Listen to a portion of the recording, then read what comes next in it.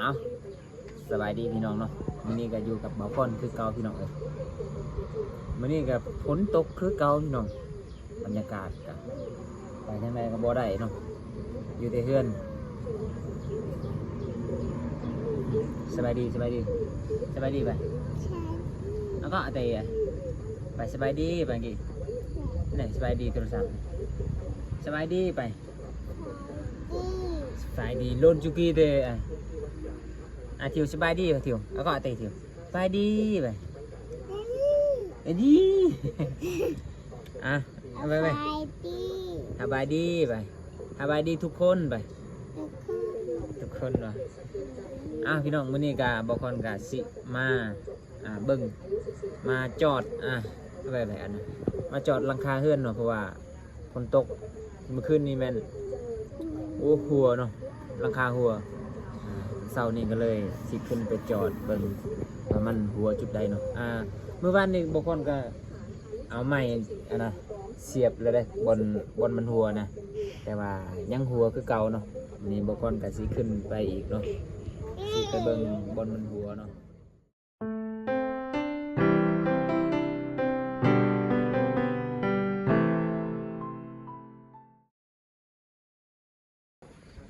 เบิ่งบรรยากาศพี่น้องมืดครึ้มอยู่เนาะยังฝนอยากตกคือเก่าพี่น้องเลยบ่เคยคิดอยากหยุดเลยเนาะบ่เคยคิดอยากแดดเลยท้องฟ้านี่ก็เนาะโอ้ไปทางไหนก็บ่ได้พี่น้องเลยพี่น้องเลยเฮือนซ่านก็เปียกหมดฝนตกอันนี้บ่หยุดจักเทื่อเลยมาเบิ่งจุดที่มันหัวนี่บางคนโต่งน้ำที่มันหัวแต่เทิงน้ำมันหยาดสินี่ถ้าฝนมันแห้งแล้วมันจะหยาดแห้งพี่น้องเลยเดี๋ยวนี้แมนฝนก็หยุดแล้วเนาะเบิ้งนี่เห็นบ่นะบางคนใส่อันนี้ใส่ยังใส่เหงื่อ ถ้าบ่ใส่ตัวนี้เลยมันจะดอนเนาะเวลาน้ำตกมามันดอนถึกผ้าห่มถึกอย่างที่น้องนี่มันหัวก็หัวจุดบนนอนเลยเด้ซึ่งบนนอนเลยนะมันหลายแล้วก็ถอดทิ่มก่อนนี่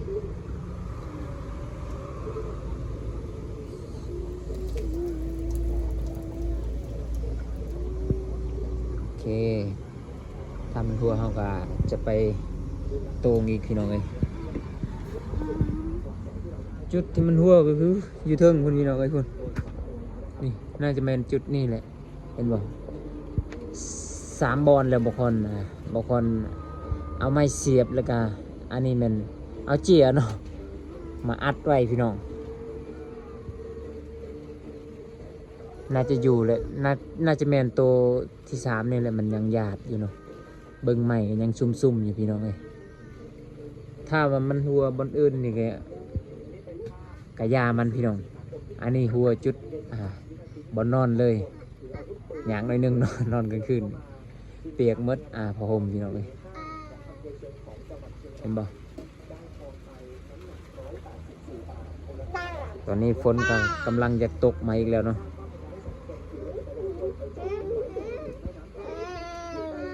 บ่ฮู้ว่าสิเอาตัวใดอีกไปนั้นไปเสียบบนนั้นเนาะบ่ให้มันหยาดมาอีกพี่น้องไปพี่น้องขึ้นไปเบิ่งนำกันพี่น้องเอ้ยพี่น้องมาขึ้นหลังคานำกันเนาะนี่บางคนสิเอาอันนี้เจียยาอุดยุ่งนี่เนาะขึ้นไปโอ้ยขึ้นไปเสียบบนนั้นนะให้มันเพื่อบ่ให้มันหยาดเนาะให้มันแน่นพี่น้องเพราะว่าหลังคามันตะปูมันลมเนาะก็เลยมันนำมันซึมเข้าได้เนาะบางคนสิเอาตัวนี้เสียบเข้าไปนะเพื่อบ่ให้มันลมเนาะให้มันแน่นเบิ่งสิขึ้นทางไหนบ่เฮ้ยขึ้นทางนี้เลยนี่เลิกได้ถิวเฮ้ยอย่า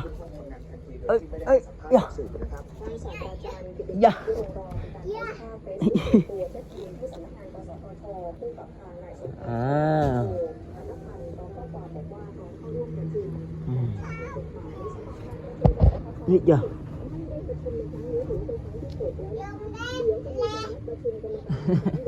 ลูกสาวบอกให้จับใหม่ยันตก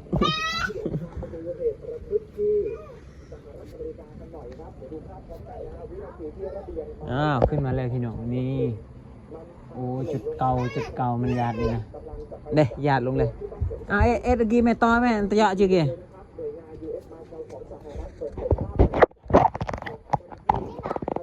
ฮะมากังกี้สิจุดnày này chị bên nơi chừng nơi này này bên này chạy ngay tuột bên này ô là thật sự này răng đã tay nhọn này nơi bên này tay nhọn này bên này bạn chỗ này chị kiaมันหยาดอีกแล้วนี่จุดที่มันหยาดพี่น้องเอ้ยนี่เห็นบ่นั่นมันซึมอยู่จุดนี้ก็บางคนอัดแล้วก็แน่นเลยนี่แล้วก็บนนี้ก็ยังมันยังซึมอยู่ได้นี่ก็เห็นไหมแต่ว่าจุดนี้มันซึมแห้งเนาะบางคนสิดึงออกตัวบางคนเสียบนี่บ่ฮู้ว่าน้ำมันซึมมาทางไหนพี่น้อง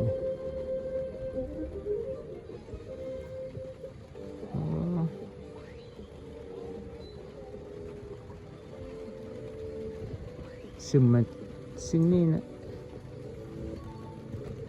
นั่นเปียกมันจะใส่วะจุดนี้บุมีตะปูเลยพี่น้องเอ้ยแต่ว่ามันซึมได้ในใดวะ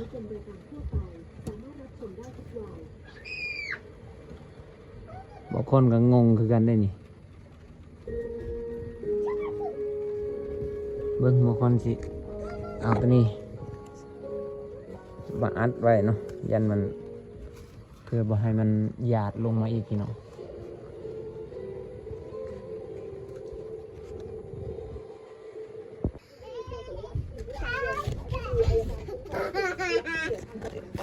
จะได้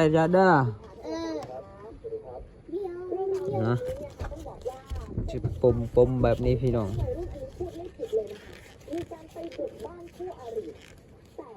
ถ้ามันยังหยาดอีกก็สิขึ้นมา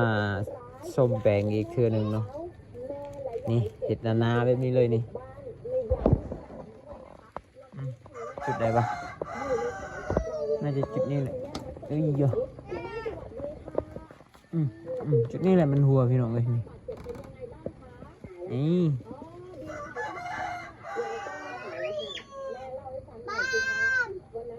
น่าจะโอเคแหละ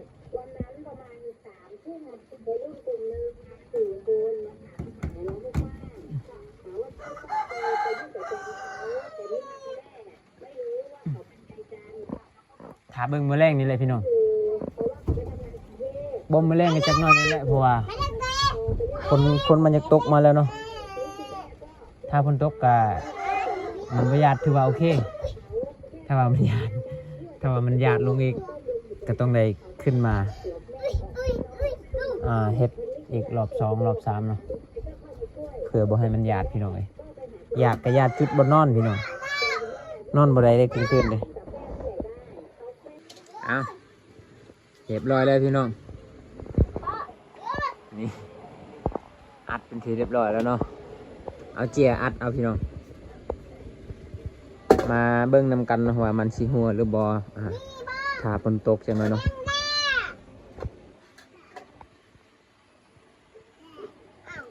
หลังจากที่อัดหลังคาหัวเรียบร้อยแล้วกาซิมาต้มมีให้เล็กน้อยนี่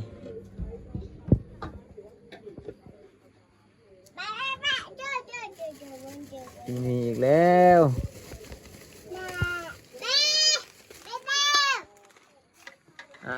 มานั่นแต่งานพืชลึกล่ะไอทิวเอสเบิ่มกี่เรียกแต่งานไอทิวแล้วโอ้โหเน่ไม่ทิวเน่ไม่บอกจนเน่มีไม่บอกไม่ละไปเล่ไม่เน่ไม่บอกมา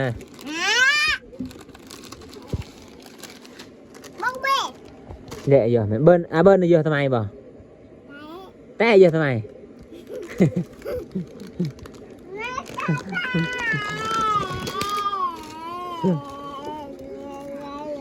เลอ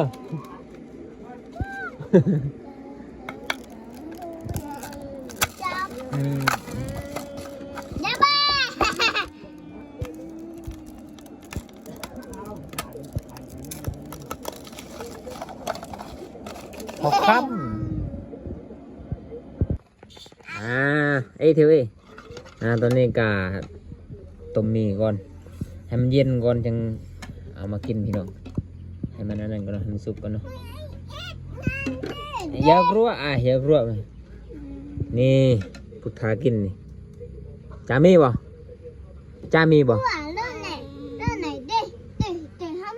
cái này grak cái trên cái gì hơn mấy này tụi bảo rô cái tàu bùa rô cho kìa em trên cái bùa hả nóจะสุกแล้วแหละเฮ้ยว้าวkhông tụi bọn tao mà thủng bùa qua rồiโอ้ช่วงนี้ฝนตกตลอดพี่น้องเอ้ยก็ต้องกินมีก่อนเนาะต้มมีไว้ก่อนเพราะว่าน้ำเซกะลายน้ำหวยกะลายเนาะตึกแห้งกะบ่ได้ซ้ำบ่มานซ้ำน้ำหลายโพดตึกบ่ได้นะบ่เลยกัน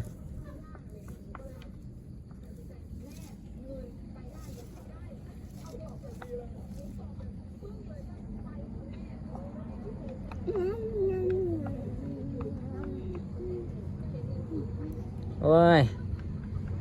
เดี๋ยวโลไปเอ้ย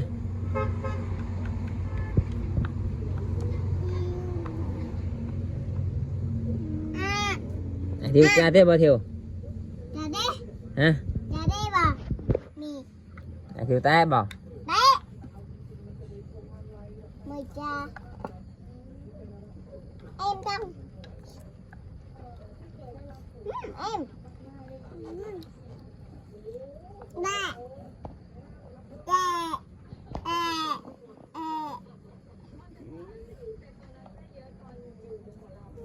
เรียบร้อยไปเนี่ยต่อตั้งงานไปในcái dệt chưa gì tạ giọt lực rạc thật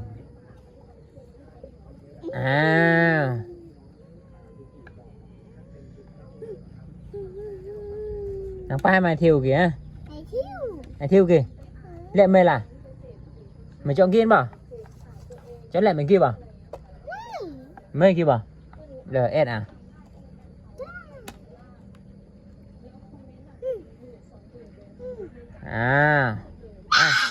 mấy này mai thiếu lệ thằng này thiếu wow thằng này thiếu put thạc nói thiếu đó thiếu vậy cái kia là chuyện dân chạy mà em nó nói bảo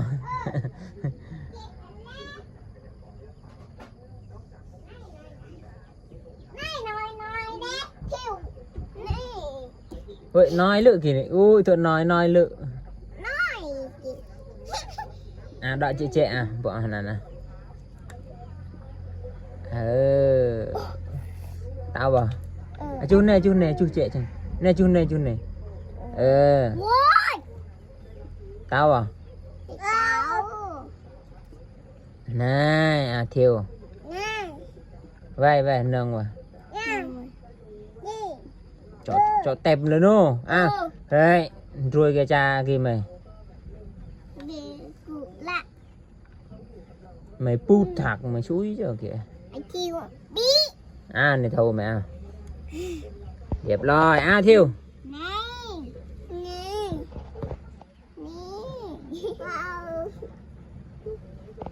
này thiêu trả lại thiêu cái tao mày nhìn pro vậy cái tao pro vậy pro vậy pro vậy cái tao chưa trả lại dân chưa